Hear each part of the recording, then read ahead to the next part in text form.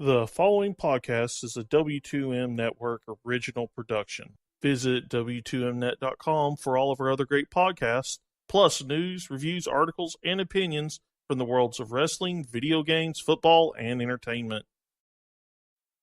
Let's go! What's that? It's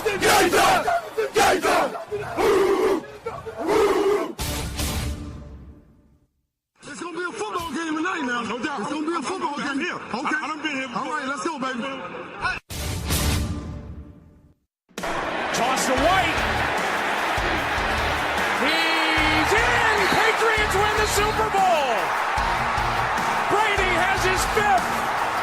What a comeback!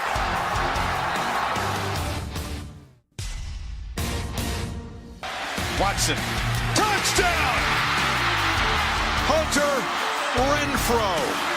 Little man makes another enormous play. 1 second remaining. Ladies and gentlemen, football to the max. Your host, Sean Garmer, Gary Vaughn, and Randy Isbelle. Hello, and welcome to another Football to the Max, the first Tuesday morning edition we've done actually in a while because stuff keeps happening where they don't happen. But this one is actually pretty special because sadly Eric is not here. He apparently, even though ironically the Dolphins were playing, he looks like he fell asleep early. But hey, in exchange we have the old man is back. Randy Isbelle is here. I am old. How is it to be back on the podcast? It's been a whole year. It's been a long time, and I'm excited. I'll see if I can remember how to do this. But I figured, since the Jets didn't show up on Sunday, I should show up Monday night.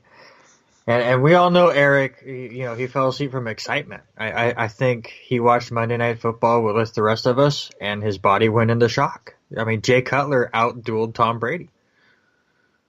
Oh, yeah, certainly. I don't think any of us would be believing that we'd say that today, right? Like, Jay Cutler's been okay. I don't think he's been as bad as thinking people thought he could be. It helps when you have a Jarvis Landry and Kenyan Drake is kind of taking that role of being now the third running back and now the lead running back, and he was catching and rushing in this game. He was pretty much I'd say, aside from Xavien Howard, the player of the game, really.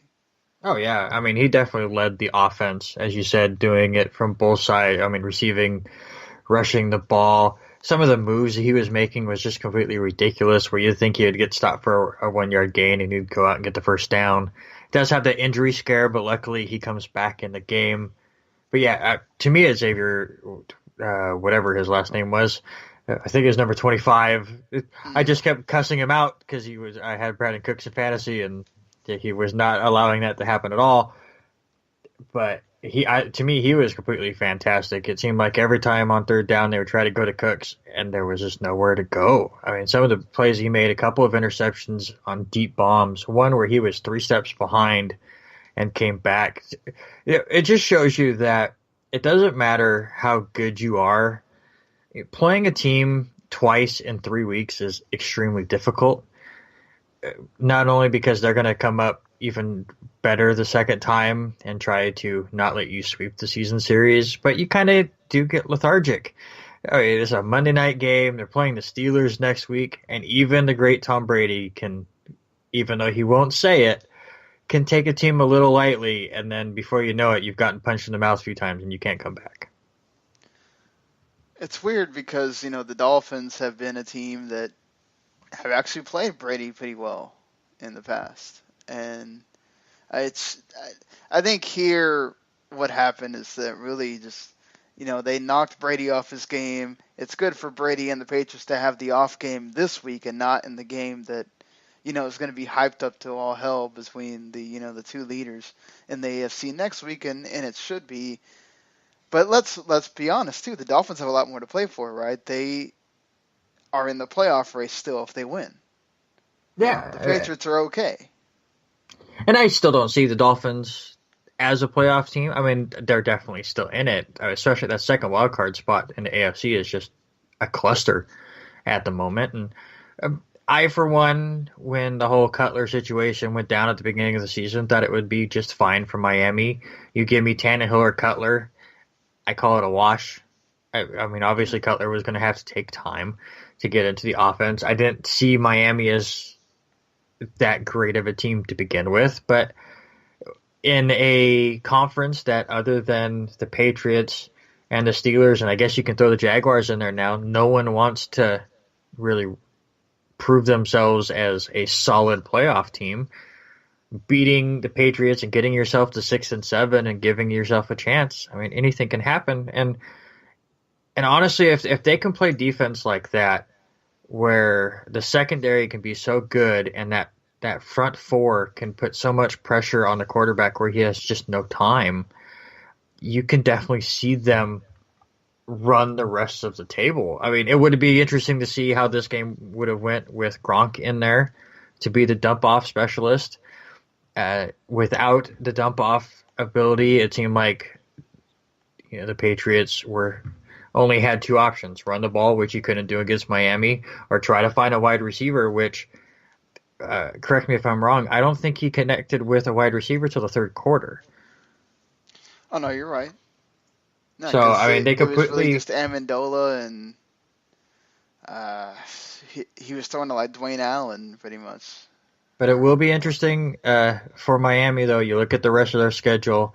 They play Buffalo twice, and they go to Arrowhead. So it's a tough schedule, but that is 3 games against 2 teams that you're battling with for a possible wildcard spot. Yeah, and that's important. You beat the ones around you. Not only do you win in the conference record, you win in head-to-head. That's what you need right now with the Dolphins. It's something that scares me as a Cowboys fan looking at that NFC East, or not just the NFC East, the NFC itself, and going, God, all the teams that are doing well, we lost to them. So this is not good. Even if they were to get to 10-6, the teams that might be 10-6 and beating them out, the Falcons, the Rams, that Seattle game, obviously you have to have at this point because you can't lose again. Like, depending on who's there, it doesn't matter if you get 10-6, you're not making it because you didn't beat the other teams at the right spots. The Packers too now with Aaron Rodgers coming back. So who you beat right now, the Dolphins have the best, really good shot of saying, all right, we beat a Chiefs team that got past their division rival after losing the first time really closely. And then you get Buffalo, who, just played in a ridiculous game in the snow and found a way to win. And that was the game that Buffalo had to have. So this is going to be, like you said, something very interesting for the Dolphins. And might as well get to that game because it's one of the highlights of this entire week is Buffalo in a probably the most ridiculous amount of snow that we've seen in a long time on a field. I mean, it felt like you're watching, some other sport besides football with the amount that was on there. But you sure they weren't in Toronto? It was so good. It was good. There was, what you expect as far as it's low scoring because there's going to be things happening that you don't expect with the snow. You had to go to overtime 7-7, which is something you don't see every day. And LaShawn McCoy gets that touchdown for the Buffalo Bills to win. But man, it's a big win for Buffalo. Almost kind of just hurtful for the Colts just because one of those games, again, you could have won. Very much like a couple of other games they've had this season. Yeah, and I love this game. I remember I usually watch the Red Zone on Sundays. Again, as a Jets fan, you have to watch something entertaining. So I watched the Red Zone, and I love that. Like anytime nothing was like close to the Red Zone, they're like, just go to Buffalo. This is more fun than anything else right now. So they showed a lot of that game, which I absolutely loved. I honestly, I think LaShawn McCoy would love to play in 7 feet of snow every week. he seems to have these kind of games in this condition. He just loves to play in it. 32 carries, 156 yards. I mean, just put him on your back. This is the kind of games that Buffalo needs to play in now, with Taylor injured, because obviously Nathan Peterman's not doing it. He gets hurt too. Joe Webb is nothing. So it's go on the back of LaShawn McCoy and play the defense. And if the weather can play a big factor in it, then that's a positive. Again, like Miami, the whole schedule for the AFC East is crazy at the end of the year, at least for the three teams that matter, because, again, Miami and Buffalo play twice, and Buffalo also gets New England. So, again, play all the teams that are around you here at the end of the year. So, not an easy sledding for a team that I don't think is going to make it, but, again, they're right in the mix. Yeah, I think Buffalo has a shot, especially the way with you got to think about it like this. Like, I think Baltimore got really unlucky with that Pittsburgh game that we'll talk about in a little bit. That was a heck of a thriller I mean, for all the primetime games that have absolutely just not delivered this year, Pittsburgh and Baltimore once again delivered a classic. But they lost a game that if they would have won, they would have kept that separation that they have in the AFC, and right now they really don't, because you've let all the other teams in, the Chiefs, Chargers, depending on what happens between that, and you've let in the Dolphins and all these other teams. Now the Bengals pretty much eliminated themselves, because how the hell do you give up 33 points to a Denver team that has played that badly? Chicago. Or Chicago. Denver also miraculously won. Well, they played the Jets. The Jets didn't show up. Yeah, okay. I just don't understand how you don't show up to a game where... Well, no, it's... Yeah. So here's the thing, and we'll just hit on those two games quick, because they're basically the same thing. Cincinnati's over. It's time to move on from the head coach, Marvin Jones, right? Marvin Lewis. Thank you. It's been a while since I've been on a podcast, and I don't remember half of these names Marvin anymore. Jones is a receiver for the Lions. Yes. Okay. He's stuck in my head too. He's on my fantasy team. But yeah, Marvin Lewis is done. It's time. He's kind of been hanging in there for a long time at that mediocrity, so they've hit that point.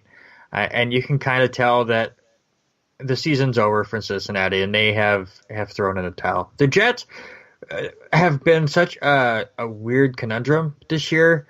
At times, you get the feel that it's like Ryan Fitzpatrick from 2 years ago with McCown.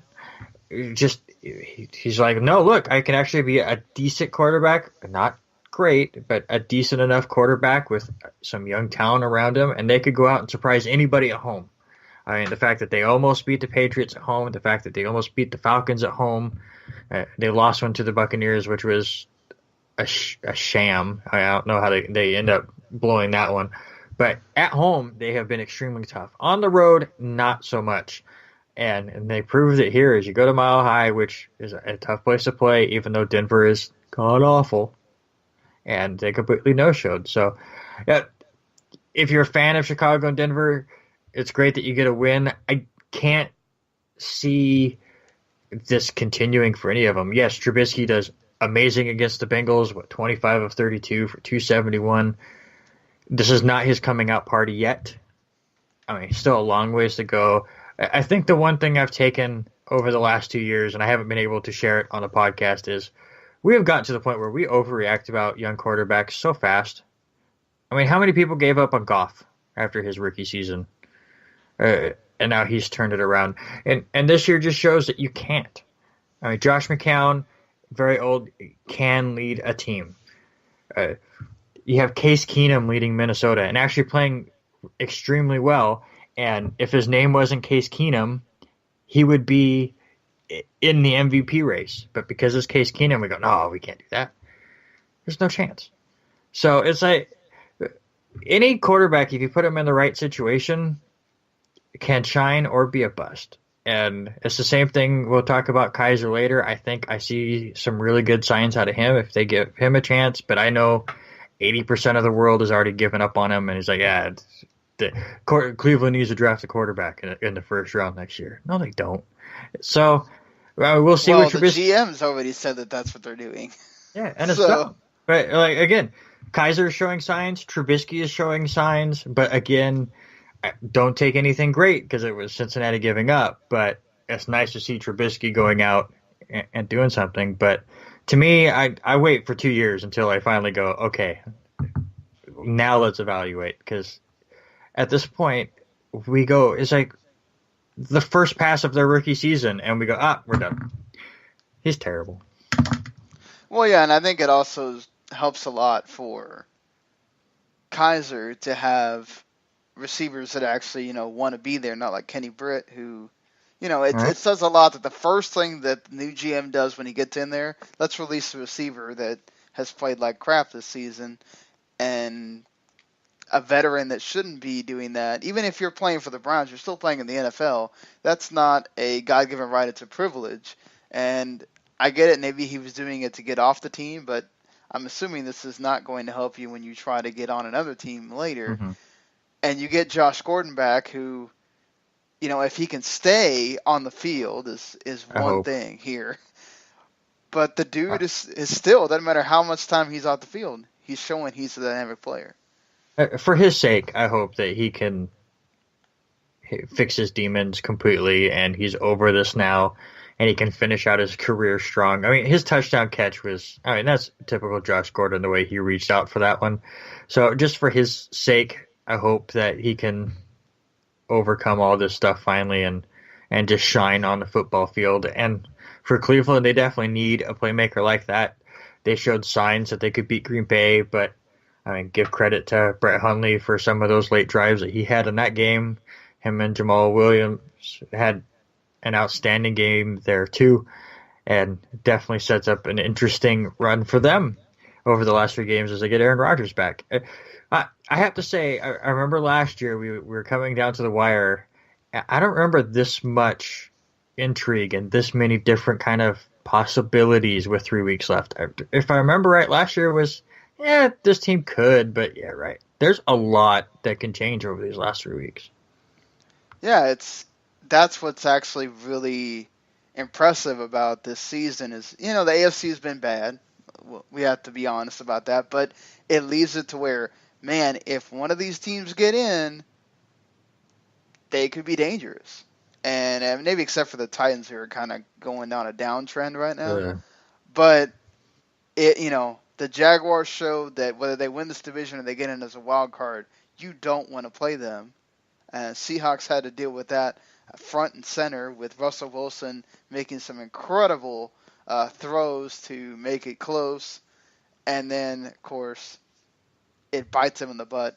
Again, the interceptions that he threw, it's like you've said many times, Randy, you're a little bit early on the Jaguars, but the draft. Why did I give up on them? Why did I give up on this team? Because you were saying, it's the Jaguars again, like many people thought, and between getting in Tom Coughlin, all the buys that they made on the defense and the draft, that's how you do it, Cleveland. And who would have thought? Well, and that's what I'm saying. It's like, give them a little bit of time. Jacksonville went through that whole process, and now it's finally taking place. And who would have thought that Jacksonville would be 9-4 the year that they lose Allen Robinson in the first week? Mm-hmm. And they lose Allen Hurns in the middle of the year. D.D. Westbrook is finally healthy, and he's coming to his own. Keelan Cole, has anyone ever heard of that name? Leading the team in receiving yards at this game.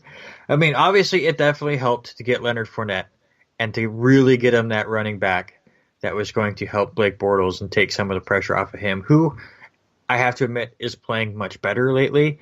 He's not bortling it up as much as he used to, but again, he has the safety net of the running back. The defense has been stout, and I'm sorry.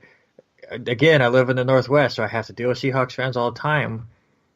Other than, Blake Bortles not being a rookie, Does the Jaguars not remind you of an early Seahawks team? Yeah. Hard-nosed defense, great secondary, ground and pound offense with a couple blips of explosiveness. This seems like Russell Wilson's rookie year.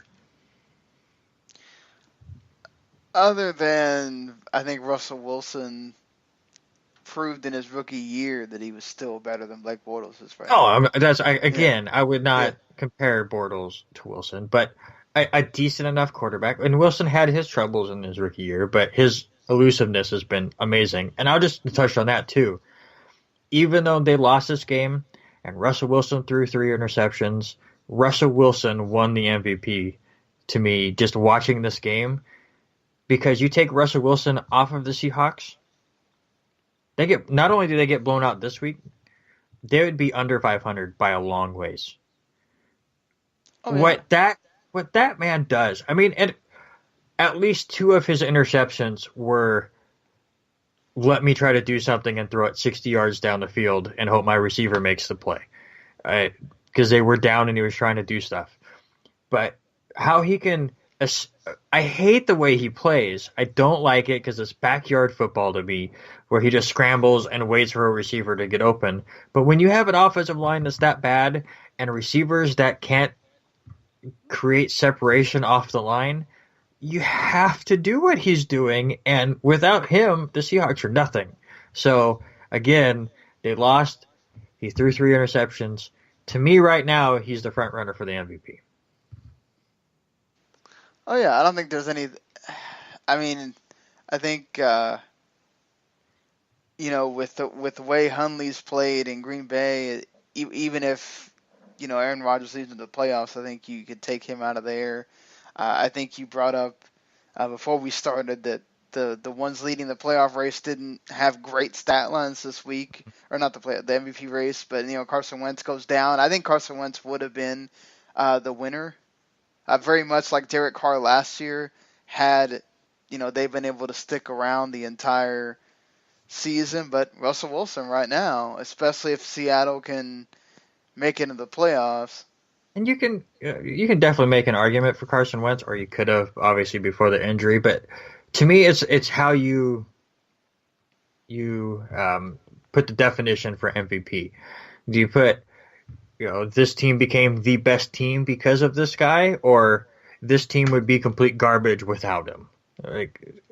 Russell Wilson, I think, is the most valuable, but Carson Wentz took his team and made them, a top-notch team. So, again, if he would have stayed healthy, I would not have been upset either way. But to me, just the way Russell Wilson handled that fourth quarter and how he's handled the fourth quarter all year has been very impressive. Not so impressive, the defense of Seattle at the end of that game, and just reminding everybody that they just can't take a loss in a tough game. Watching the end of that, did you not have flashbacks of the Super Bowl when they did that with the Patriots? We're going to lose, so now let's just be chippy and dumb. Let's get mad at... Look, the fans shouldn't be throwing stuff on the field. Let's be honest. That's a whole different... But, you don't need to be trying to get at them either. You got to remember that you're getting paid a lot of money. You just got to cool it. You might get in trouble for that and lose some money because you got overheated. And you can't... Go ahead. I was just going to say, and to me, those are 2 different situations. The guy going after the crowd, you can't do that. You can't. I mean, we've seen this with Ron Artest. No matter how stupid the crowd is, you can't go after them. Yeah. But yes, the crowd in that situation was 50-50 problem in that situation. But I'm talking more on the field and trying to take the guy's knee out on the kneel, and just the crybaby attitude by some of those guys, which one of them, Shelton attacking Richardson, people on a freaking kneel. Come on. Yeah, I mean, Shelton Richardson, ex-Jet, he's fit in with Seattle quite well. Who is the coach that he was a blip in the NFL, but he coached, Shiano. I want to say Tampa Bay, Shiano, where he did that he had his players do that. That's what it felt like, and it's dumb, and it was disappointing to see after a very cool fourth quarter where I don't like the Seahawks, but watching them come back and seeing that play out was really fun to watch. And then of course it just is gross and ending. But Jacksonville to me is legit. Unfortunately, I don't see them going that far in the playoffs, just for the fact that can they really win in Foxborough or Heinz Field? I don't see it yet, but man, they're tough. That defense can win you a championship, and that's what's been winning them games is that defense, and then Fournette and Blake Bortles actually played one of his better games against Seattle. But what if you get the bungling Blake Bortles and you got to deal with, we got to fight interception for interception or fumble and fumble? That's when it gets difficult for the Jags, and it's all got to depend on what kind of game are you having. Can they protect him enough? And I still want to see what happens in a game where the Jags don't get all these interceptions, right? And it's totally on Bortles to make things happen. Is that what happens in the playoffs, and then they go down because of that? Yeah, I mean, it's highly possible. But you look at Jacksonville again. I'll bring up the final 3 weeks. They play the Texans, they play the 49ers, they play the Titans. I know the 49ers are playing a bit better. Everyone's getting on the hype train for Garoppolo, who I think is good. But, again, people are overhyping because all of a sudden the 49ers have won a couple of games. But they are definitely playing tougher. And then they play at Tennessee. I think at that point they're going to have the division locked up. Tennessee could be playing for a wild card. But I bring this up more for the fact that Jacksonville has an outside shot of getting the 2 seed from New England. I mean, with the Patriots losing this week, say they lose to Pittsburgh next week, all of a sudden Jacksonville could have the same record. And right there, I mean, if you could get the Patriots to come to your house, it gives you a little bit better edge at that point. Again, I would still favor the Patriots in a playoff matchup. I mean, you're saying Tom Brady or Blake Bortles at this point, but you can take whatever edge you can get. Yeah, I mean, right now the Jags kind of have they have almost the same record on the road as they do at home. They're not, Everbank isn't always home field advantage, honestly. So I don't know that necessarily it's the worst thing if they go to Foxborough either. And I think it just all depends on how if that defense can do what the Dolphins did tonight to Brady. Oh yeah, we're talking about the Jags winning. If Brady protects the ball, can get it to those receivers, and Bortles has one of his Bortaculars, then no. But yeah, the blueprint's been laid for Jacksonville. You just got to be able to do it. And I think for the Titans too, it's just these last few games have not been wonders for them at all, as far as saying you want to go in with the best, look towards the playoffs. A Cardinals team that is eliminated. Blaine Gabbert has a lot to play for himself because obviously Carson Palmer's days are numbered, and he might be sitting there saying, well, maybe I have a shot at this starting gig thing. So, he did decent enough, and the Cardinals defense pretty much just shuts out the Titans in the second half completely, and they win. This is a game for Tennessee you got to have. You can't be giving games away against lesser opponents right now. Yeah, and Tennessee is just off. I don't know how to explain it. I like Mariota, but he has definitely had a awful season. More interceptions than touchdowns this year, especially over the last 4. He's just completely... I think he's trying to force it a little too much. The run game has not been as good as you would like. I mean, Corey Davis coming in and trying to get that connection going on. To me, I think the defense is playing fine enough for Tennessee. It's just when you have a quarterback that's young like Mariota trying to do too much, again, kind of the excuses that I was giving to Blake Bortles 3-4 years ago, you make it really tough for your team to win. And honestly, I think it's their quarterback play that's going to make them miss the playoffs, even though you would have thought a couple weeks ago they were one of the teams that were locked in. Yeah, you would have, and with the schedule they have coming up, you're still thinking that they probably have one of the spots coming in, but you never know. Again, 49ers are, right now with Garoppolo, they've been a team that's winning. So that's not a foregone conclusion. Then you got the Rams and Jags. I mean, you got 3 games here where they could all be losses, and you're looking at out of the playoffs.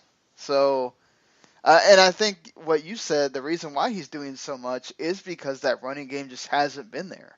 Yeah, Derrick Henry gets the touchdown, but when this first started with Murray and Henry, this was a 1-2 punch that you couldn't stop, and Mariota was able to find the receivers down the field or whatever, and be able. Then he got hurt, and they were kind of never the same after that. But I just feel like they figured out that, okay, let's stop the run game, let's put this on Mariota, and so far people have been able to succeed on this.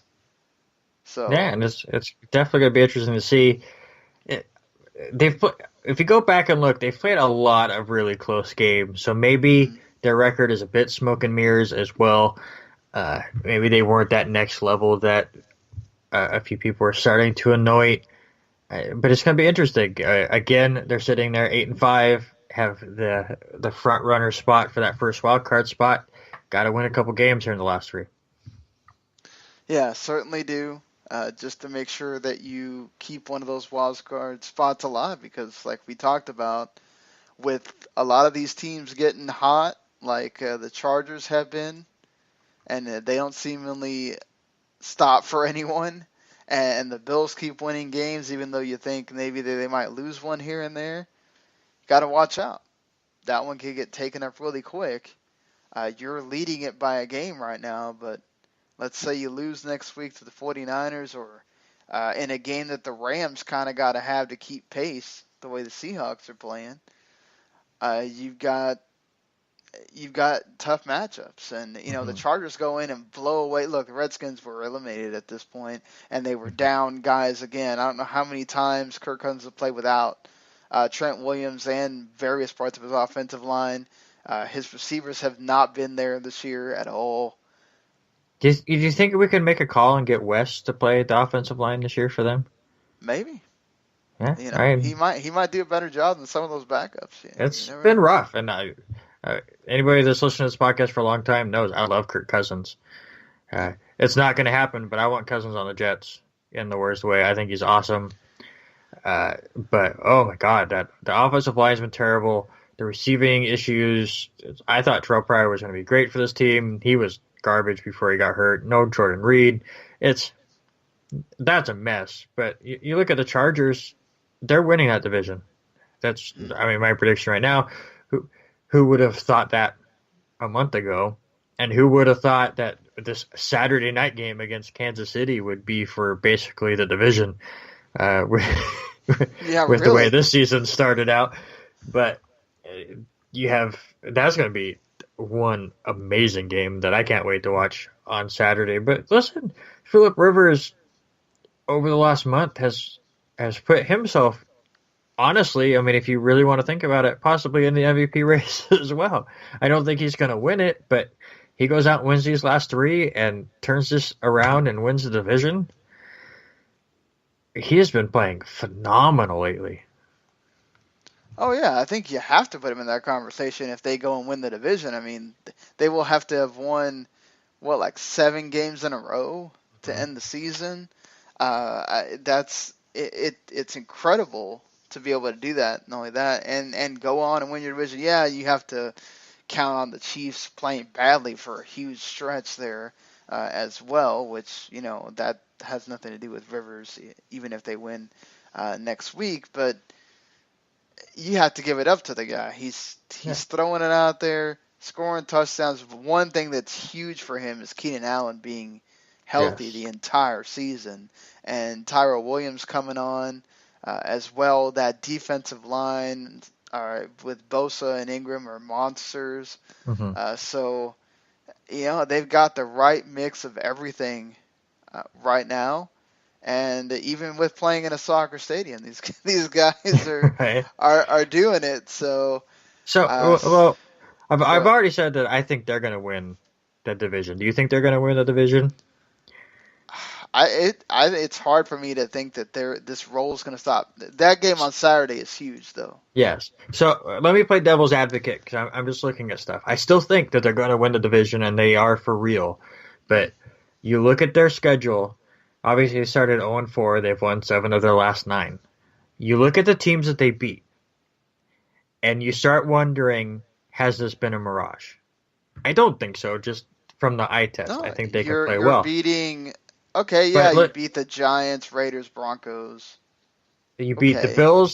Bills who have been up and down, and I think that was the Peterman game where he threw 4 interceptions. Yes, I might be that wrong was the there. Peterman game. Yes. Then you play the Cowboys in the middle of their suspension. They start to figure things out without Elliott, but that was kind of before they started turning things around. And then you beat the Browns and the Redskins. Your 2 losses were the Patriots and Jaguars. Like, your only 2 real competition you lost to. Yeah, both Oh, games and were you close. lost to the Chiefs and Eagles as well. Well, that again, So- they started 0-4, but Right. so they still haven't really beaten anybody worth anything when they were worth anything. But to me, just the way they have been playing, and again, eye test. Obviously, Saturday is the biggest test at Arrowhead, but I still think they're for real and they can win the division. But this could be one of those teams that just took advantage of their schedule and really aren't worth a shit. But again, devil's advocate, but I think they are. Yeah, I mean, you bring up a good point, right? Because, okay, Saturday is a divisional game. The last game of the season is a divisional game. And you got the Jets, who, It's a bye week. It's a bye they're week. now It's okay. officially pretty much eliminated. So what are you going to get by the time you get to Christmas Eve? This could be another game where you're just beating somebody. So Oh. if you win on Saturday, you beat the Chiefs and who else at that point? And, okay, yeah, maybe you have that chip on your shoulder when it comes to playoff time and go, okay, everybody keeps saying we haven't beat anybody. Let's go beat someone. But you Yeah. still got to beat them, So, I think, as you said, the pieces that you listed off, they have the pieces there for sure. And again, I think they are. And all you have to do is beat the people out in front of you. And that's all they've had to do. They win on Saturday. They basically win this division. Who cares who they beat? yeah. Because it won't matter at that point. What will matter is when you get to that first game at StubHub and you win that game. Now, you go and lose, maybe the whole who you played matters, though, at that point. But, you got to prove it when it comes playoff time because a lot of times the hot team goes and performs way better than anybody ever thought they would, and they win. Yeah, the Giants more did that than one twice. Yeah. So, all you got to do is keep doing what you're doing here. The Chiefs well. You lost them early in the season, when you were in a slump. But, hey, we saw it today. It's hard to beat a team twice in a season, especially the way the Chargers are. I think the Chiefs kind of just played a Raiders team that defense is still bad, and they were able to control Derek Carr, who is still dealing with having receiver problems himself, where a lot of the guys get injured or suspended or whatever. And, it hit him at the wrong time. Mm-hmm. But right now, just Phillip Rivers keeps doing his thing. I think they could be someone that you don't want to mess with when it comes to playoff time, depending on who you're playing as well. Let's say that they're playing the Ravens or something like that. I might take the Chargers in that matchup. So Yeah. I mean, again, there's a lot that is going to be determined. We basically know that Pittsburgh and New England, for the most part, are going to get the byes. Maybe Jacksonville can sneak in there, but the matchups that'll be played in the wild card round, at this point, who knows? yeah, it's such a crapshoot right now in both conferences that a lot left. And until we know anything more, it kind of is what it is right now. But let's see. I mean, we talked about the 49ers. I think Garoppolo improved on his first game. Yeah, they're playing the hapless Texans. Let's be honest there. But it's not like Savage didn't try to go out there and keep them close. It was really just 49ers had too much for a Texas defense that ever since they lost to Deshaun Watson have not really been themselves. Can't stop DeAndre Hopkins, though. He has been amazing with Savage. I have him in like 2 fantasy leagues, and that dude has been carrying my team amazingly. So, yeah, DeAndre Hopkins hurts. I traded him early because the quarterback play had been so just awful. I couldn't deal with it, and then it just seemed like after Watson showed up and dominated with him, that Savage went, oh, that's all you have to do is just throw it to Hopkins over and over and over. And every time he does, it just makes me more and more sad.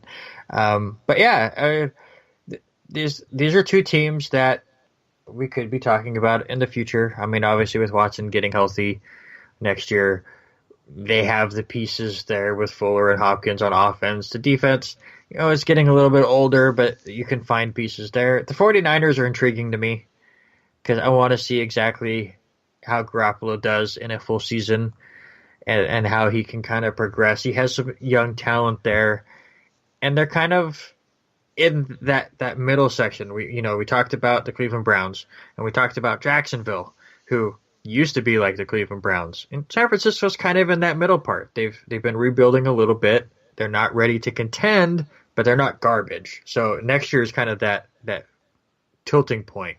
Are they going to continue to struggle and go 4-12, or are we going to see a 7-9, 8-8 season and see them really take that next step forward?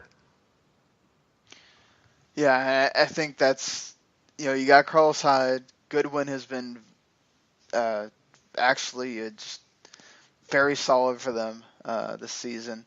I was trying not to say good and 2 things there. And so I think and for the most part, I thought Beathard was okay. He wasn't awful. So there have been certainly worse quarterbacks than him this season. And I think the defense has been actually sort of underrated for the 49ers. It's just been putting that together. And I think the team just, when you have a guy like Garoppolo who has the pedigree, he's proven it. He went out there and won with the Patriots when Brady was out with the Deflategate thing. He comes in the 49ers, he keeps winning.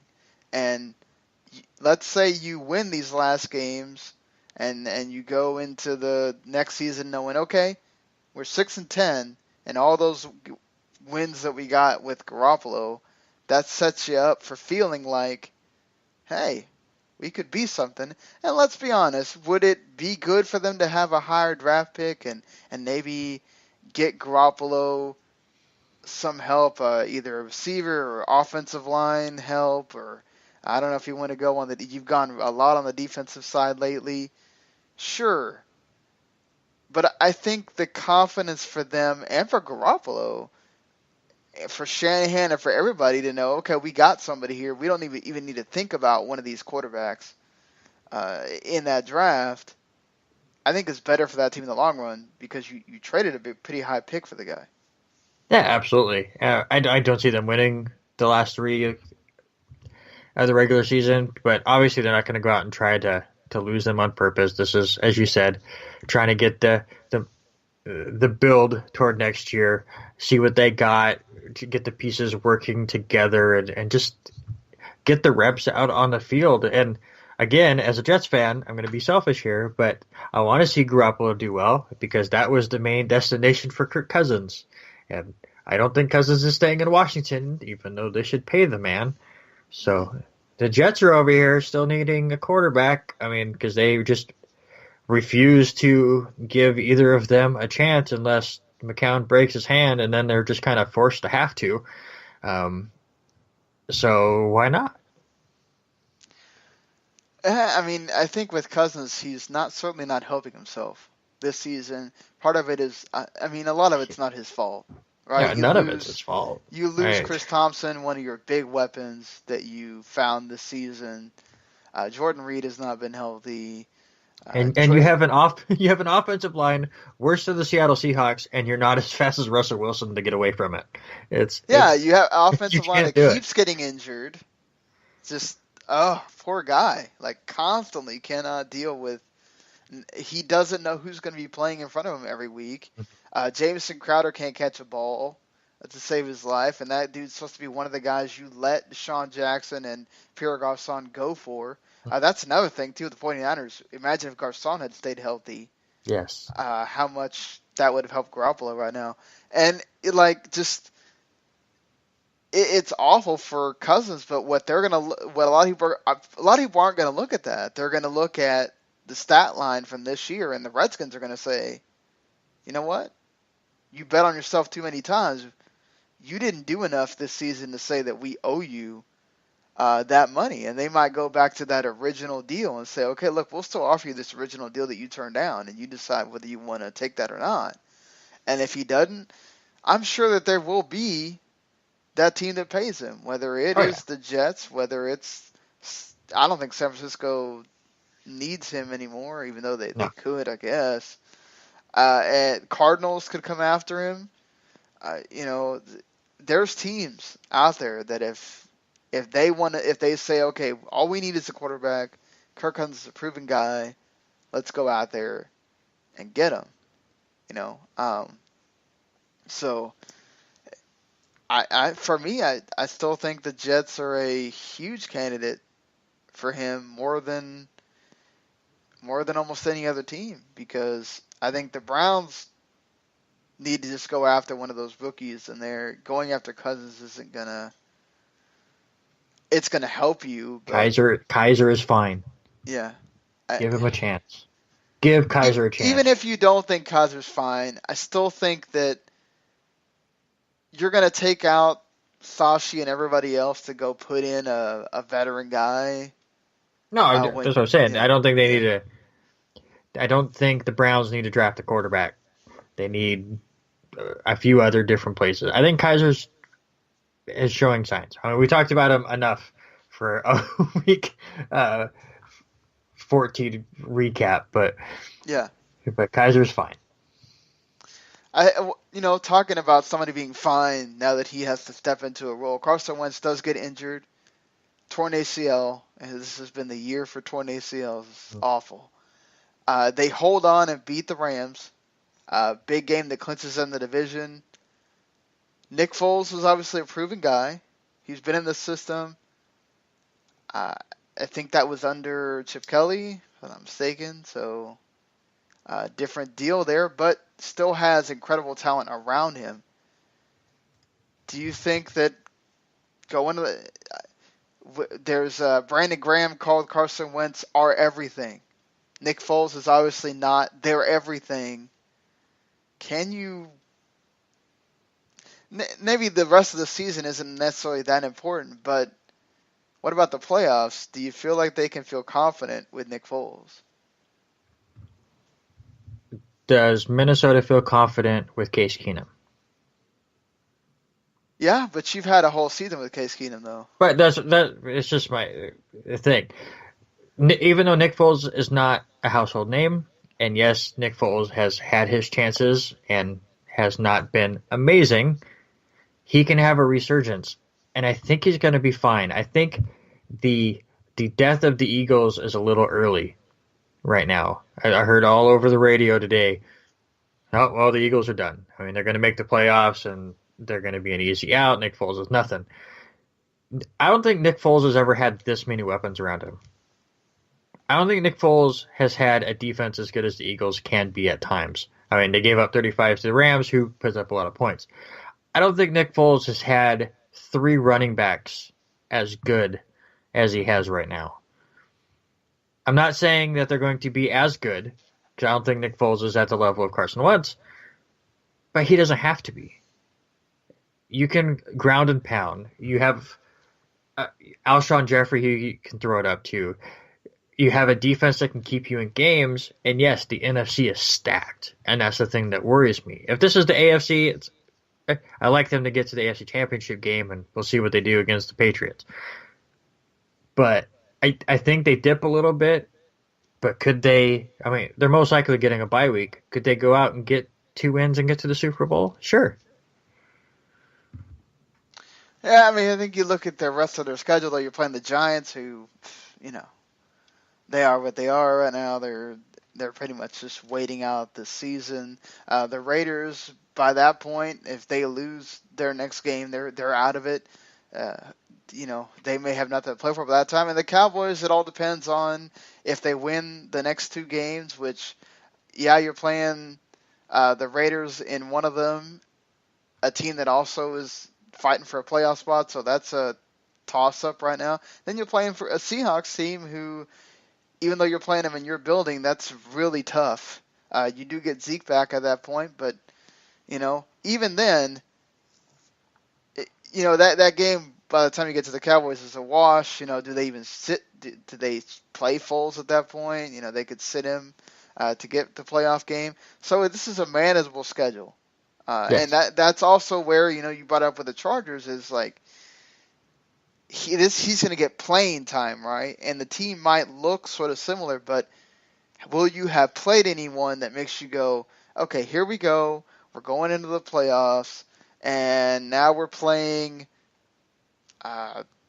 okay, you're going to get a bye, so now you're playing, let's say the Packers with Aaron Rodgers, or you're playing maybe the Seahawks, maybe even the Rams, or whoever. Are they good enough with Foles to beat one of those teams? A Vikings team or something, even with Keenum. I don't know. That's where I'm worried. I'm not worried about the rest of the season. That doesn't really mean much. It's when you get to that playoff where you would say with Carson Wentz, oh, yeah, no doubt. No doubt the Eagles get through. But with Foles, it's a different deal. Yeah, absolutely. And these 3 weeks will just get him back into rhythm a little bit. Hopefully, so hold on to your bye week and go from there. Are they the favorites in the NFC right now? Probably not. But would it shock me if they made the Super Bowl with Nick Foles? Not really. Because, again, they have a lot of talent around him. And Nick Foles is not garbage. He's one of the better backup quarterbacks I think you can have in the league, and he's been in that system for a while. Obviously, again, as you said, different head coaches and such, but he's been a part of that Eagles organization, and obviously has a rapport with the receivers and stuff, and I think it's going to be just fine. Again, the NFC is just so stacked that, they could lose their first game or they make the Super Bowl. But you could say that about the Vikings and the Falcons and the Panthers and the Saints and everyone else. The NFC is such a cluster right now. Who knows what's going to happen? And that's why the season's been so great. Yeah, and making it even more of a cluster was one of the big games of the weekend was the Vikings and Panthers. Panthers go in and win. And making that cluster in the NFC South even bigger, making the wild card even a bigger crapshoot right now because you got the NFC South teams all really just jumbled up and they're taking spots. And, the Vikings suffer a loss which knocks them out of first place. Yeah, Keenum still played pretty well, 280 yards and 2 touchdowns. And Jonathan Stewart had one hell of a game. For himself, especially if you had him in fantasy, I'm sure he might have won you a playoff game. But are the Panthers peaking at the right time here, where they might make it, or they still got to play division here? So, who do you think makes it out of the NFC South? To win the division, I feel like they're at least getting a division in one of the wild cards, right? The way things. Oh, yeah. They might get both. Yeah. I don't think they'll get both, but it's so tough. The Falcons, Saints, or Panthers, who's going to come out of that? it's nearly impossible to come up with. Yeah, you get to play Aaron Rodgers next week in his first game back. You know he's going to be pumped for that. I think the Saints are just quickly bouncing around. I mean, the Saints play the Jets and the Buccaneers. So never mind. The Saints probably have the easiest schedule in here. And they get Atlanta week 16 again, which that was a good Thursday night game. Atlanta has a tough schedule. They have 3 divisional opponents, Saints and Panthers, to end the year. At this point, it's a coin flip, but all 3 of them would be scary outs come playoff time. Listen, Carolina, ever since that Super Bowl loss, has been the biggest Jekyll and Hyde team I've ever seen. And that's just how Cam Newton plays. It's if he is upbeat and having fun, they will beat anybody in the league. The moment he starts getting in his head, they could lose to Cleveland. And you can almost tell how a game is going to go in the first quarter. Not just from Cam, but I want to say it was either first or second quarter. He throws a touchdown pass to, I believe it was Funchess, and you could just tell, like, that Super Bowl run, how much fun they had on every touchdown. Like, the celebration they had, I went, this was Carolina from a couple of years ago.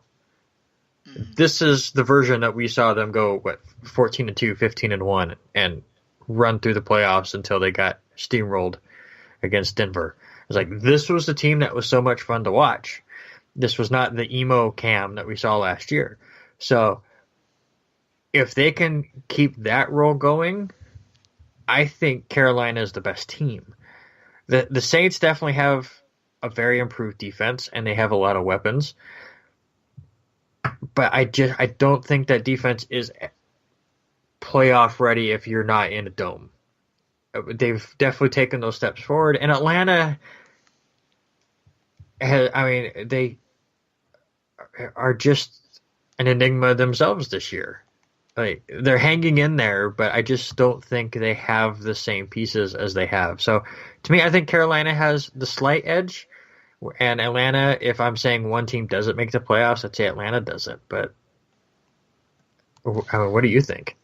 I think the Saints, with their schedule, if they don't, something bad happen, right? Unless the Falcons win out or something like that, where it doesn't matter. I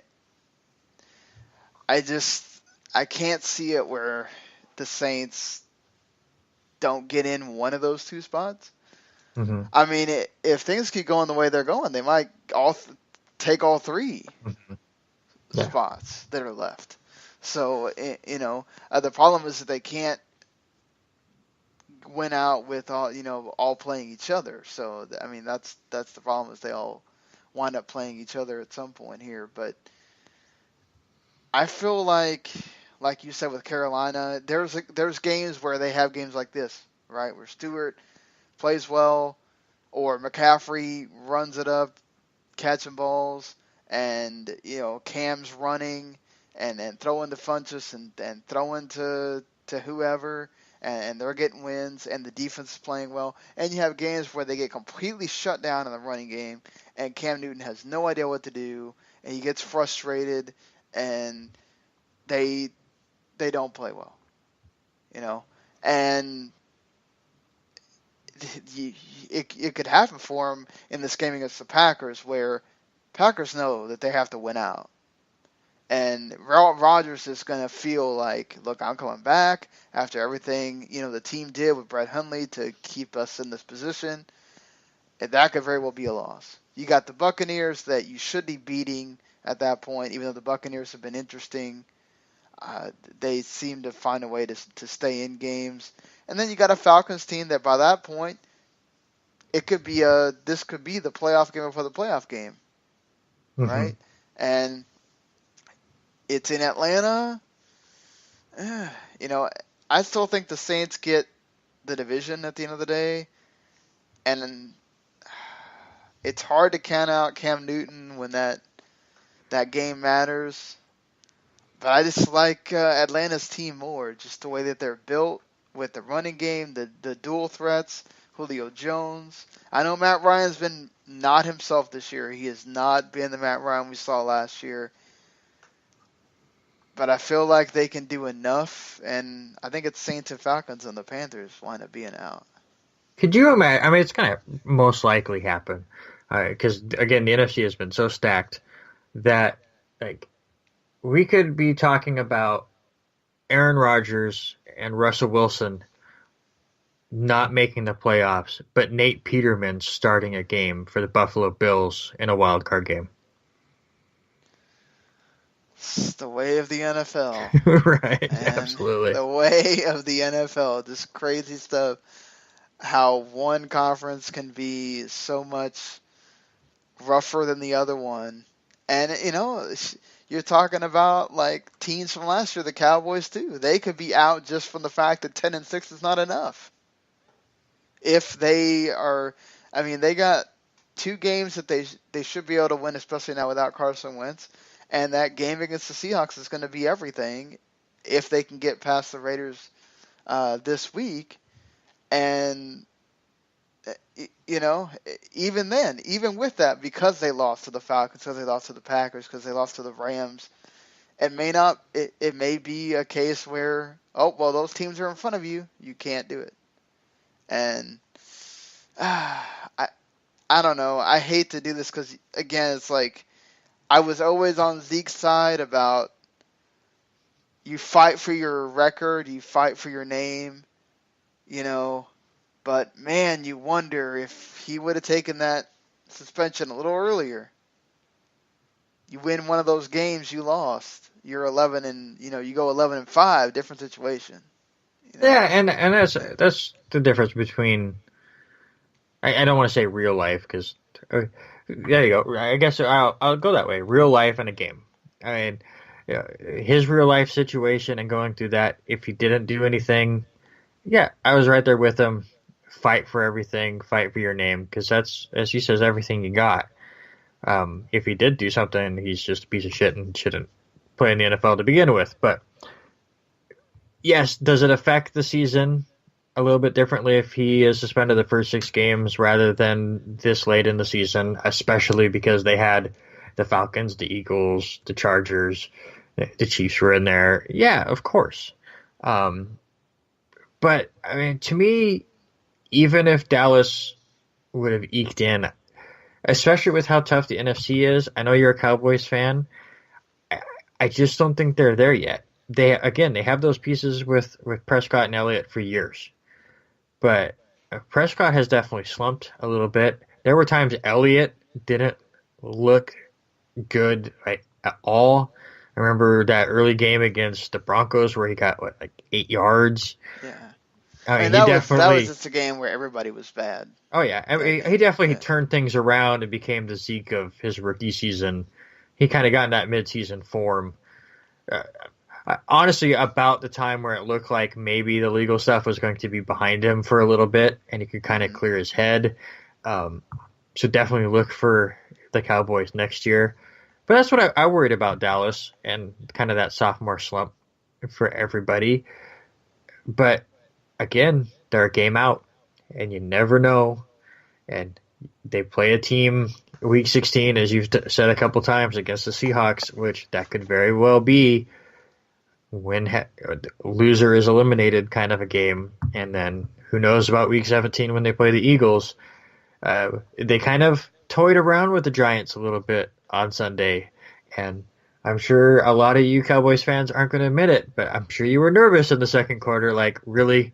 We're going to lose our season to the Giants?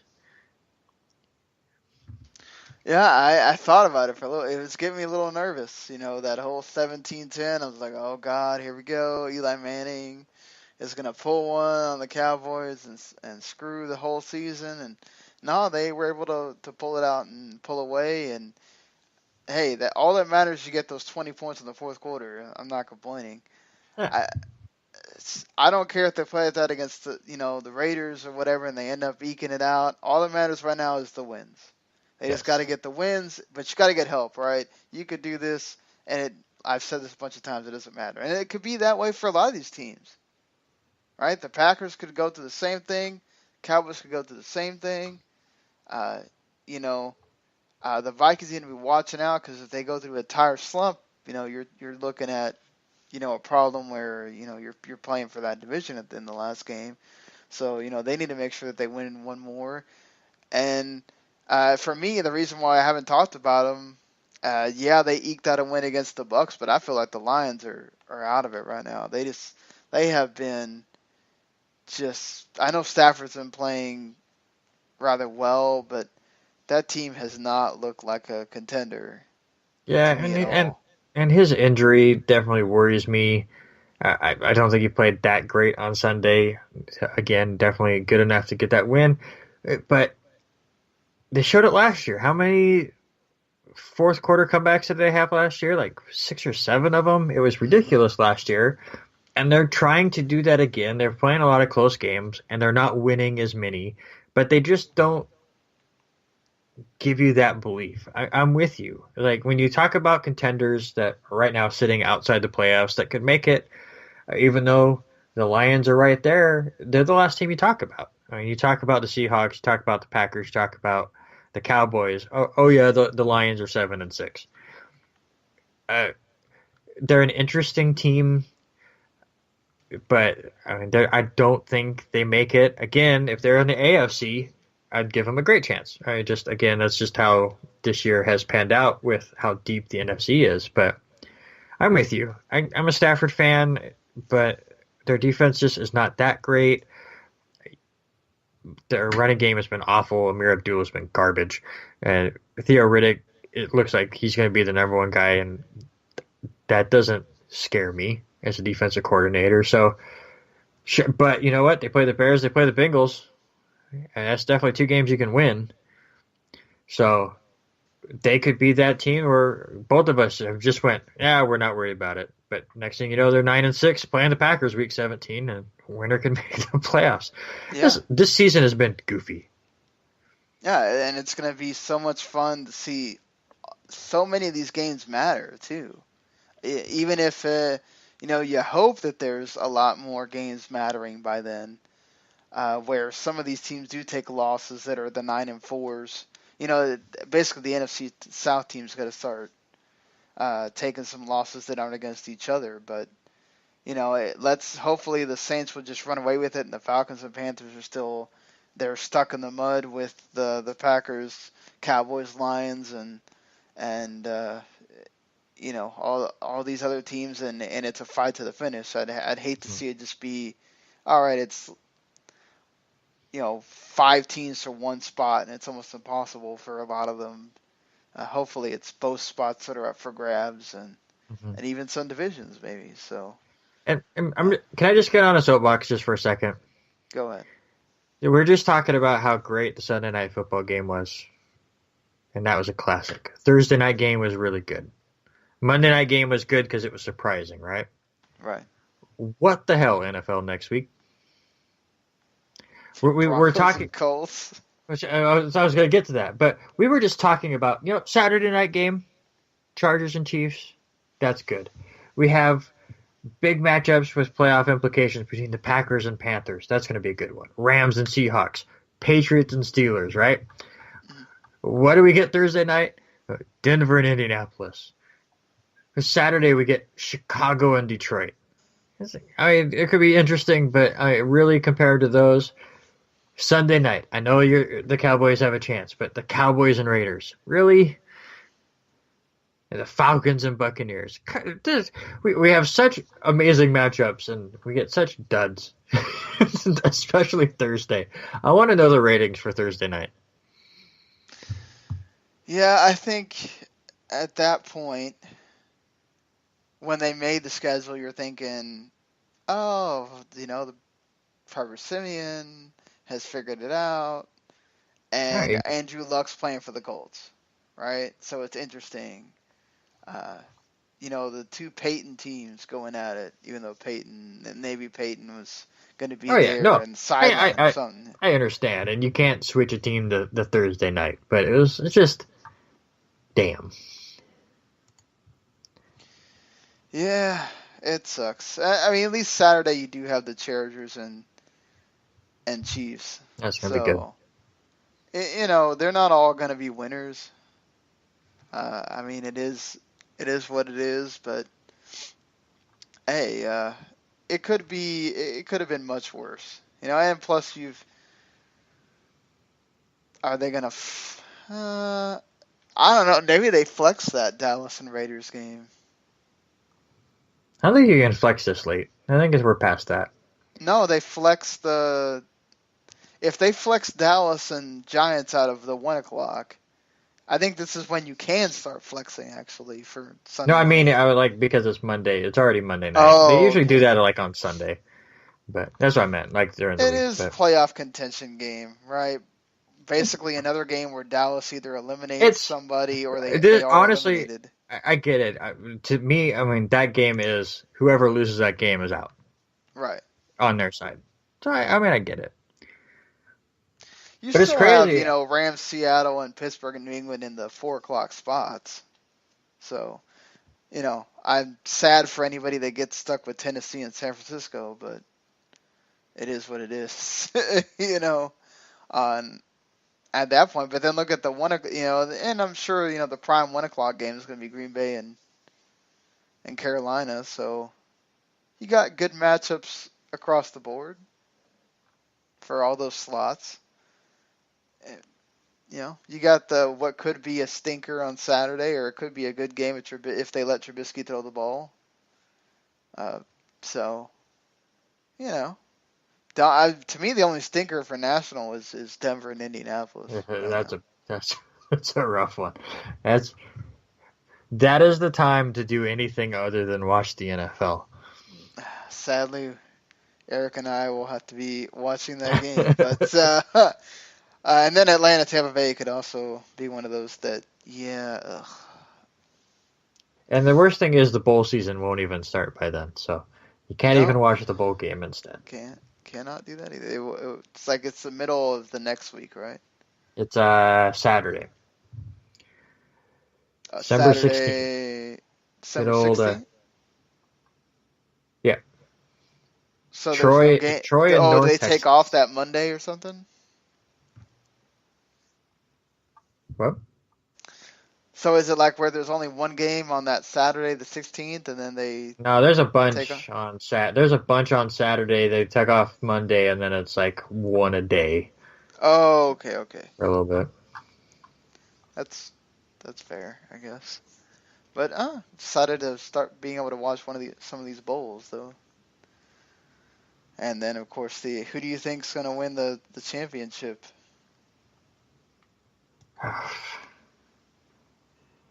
Oklahoma. I think it's. I like Baker Mayfield. I mean, he's edgy, but I like him. Oh yeah, there's nothing wrong with edgy. It brings excitement and intrigue to anything. I think Oklahoma can get by Georgia. All they have to do is try to outscore them. They can certainly do that with Georgia. I think Clemson gets by Alabama again.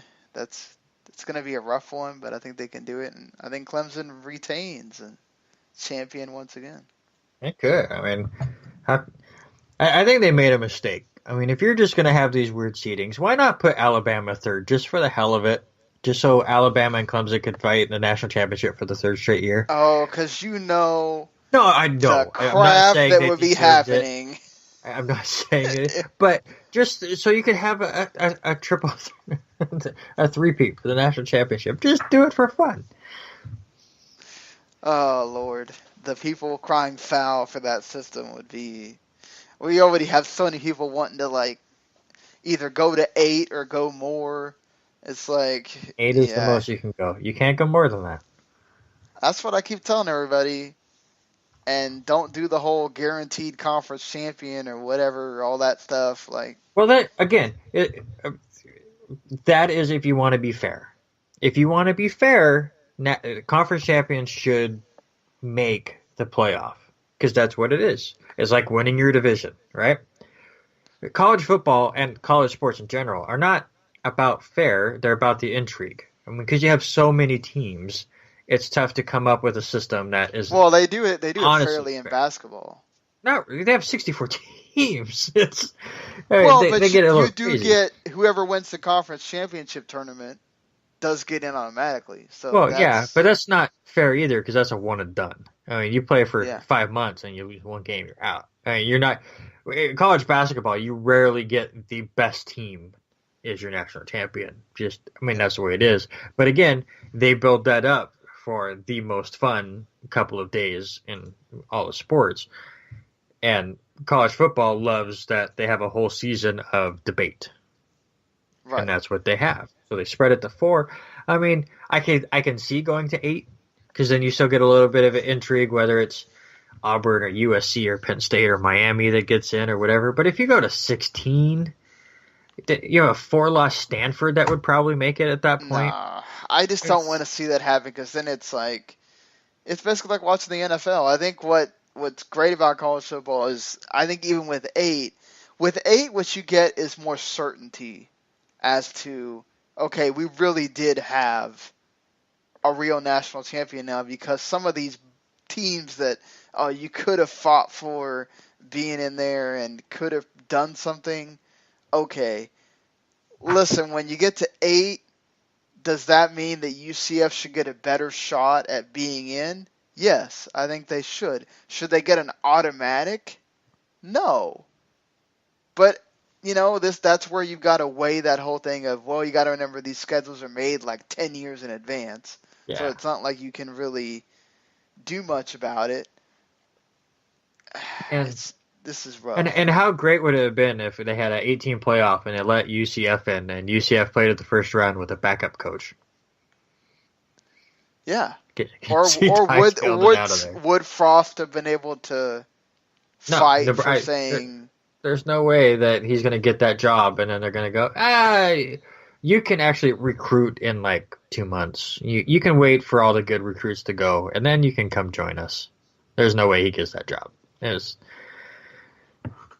But it'll be interesting. I mean, it could still be tweaked a little bit.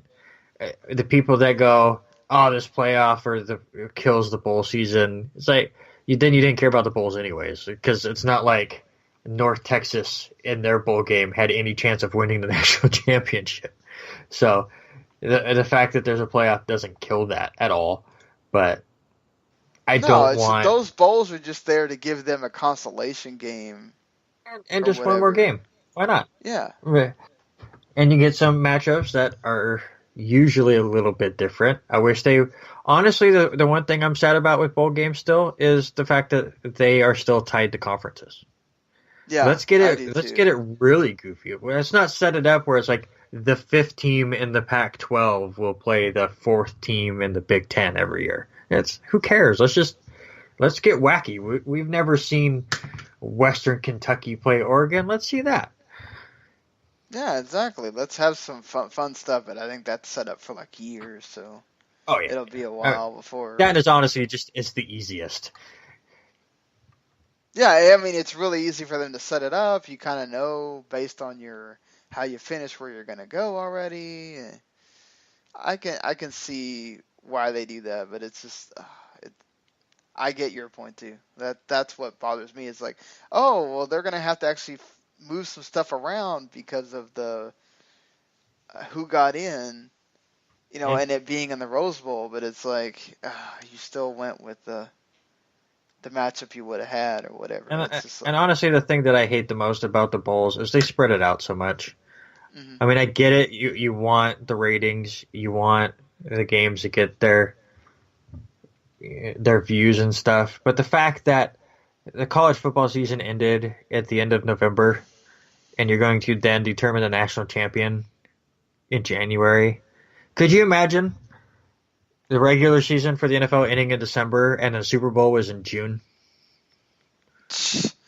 Good God. It's like, okay, we'll just wait for a little while and then we'll... or I guess it would be March if I was being fair. I went a little too far. But it's like, give them a week off, let's go. Put a bunch of games here and there. You can, I understand that they're trying to give exposure to some of these teams. Like the one game that's on Tuesday is Akron and Florida Atlantic. Would it hurt to put 2 or 3 games there? Is it going to kill the ratings for Akron and FAU? No. I mean, the people that are watching that are either fans of the two teams or degenerate gamblers, and they're going to watch any of the games. So. Right. It's like, even if you're like a college football hardcore guy, it's like, are you really watching all of these games? Like, no. I watch them until my perfect streak ends, which is usually that first Saturday. That's a fair enough reason why. Which, if you guys want a sure thing, Washington State is favored by 3 against Michigan State. Michigan State wins that by double digits. Yeah. Where's it at? It's not at WSU. That's it. Like, anytime Washington State has traveled, it's been sad. And they get blown out too. It's in San Diego, but anytime they travel, they get destroyed. You are not wrong. That's what was so disappointing about them this season. Is like every time they had a chance to prove they were for real, except for against USC, bam, just. But USC was at home, and so everyone, they're for real, and then they go to Cal and lose 37-3. They get whooped by Arizona by like 20 points, and then they get whooped by Washington too. It's like, oh Lord. So, and they're favored in that game, so there you go. Of course they would be. You know, how much of points does Mike Leach get you? I guess 6 points, if not more. Again, I think Michigan State blows them out, but.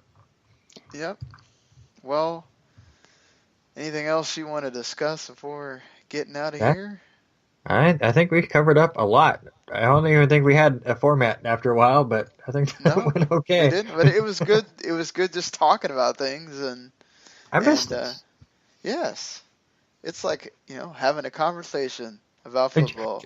Just to go behind the scenes a little bit, like I don't have the time to do this on like a weekly basis yet. Schedules are working themselves out a little bit better, where I'm able to stream with Wes every so often. But poor Sean, at times, I just start going after him. I just go after you on Facebook because I need somebody to argue with. So I just find a topic. And I'm like, okay, let's go, Sean. And let's argue. That's on. But that's what these are good for. You can argue with somebody. You can discuss and debate things. It makes these things fun. So it was awesome getting to have you. Thank you. Again. I'm glad I could come back for a little bit. Well, as always, you are welcome back anytime you want. And thank you everybody for listening.